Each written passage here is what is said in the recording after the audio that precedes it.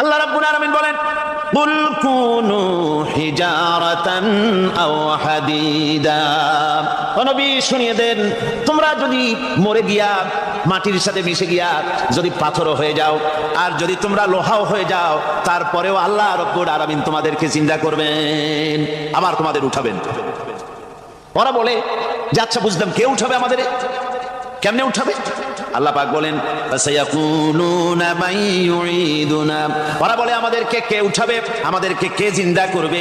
আল্লাহ পাক জবাবে বলেন, কুলিল্লাযী ফাতারাকুম আউওয়ালা মাররা। যিনি তোমাদেরকে প্রথম সৃষ্টি করেছেন তিনি আবার তোমাদেরকে জিন্দা করবেন। আল্লাহ পাক সুন্দর করে বোঝাচ্ছেন।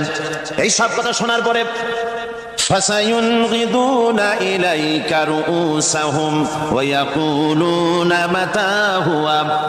এসব কথা শোনার পরে আল্লাহ বলেন, ওই কাফেরেরা মাথা ঝুলায় ঝুলায় বলে আচ্ছা তা বুঝলাম। আল্লাহ বলেন, ওরা মাথা ঝুলায় আর বলে আচ্ছা বুঝলাম, তবে কিয়ামত কবে সেই কিয়ামত অনুষ্ঠিত হবে?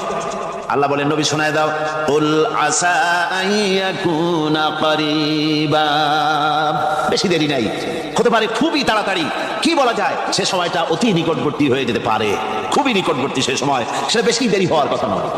আল্লাহ পাক এবার মানুষকে যুক্তি দিয়ে বোঝাচ্ছেন।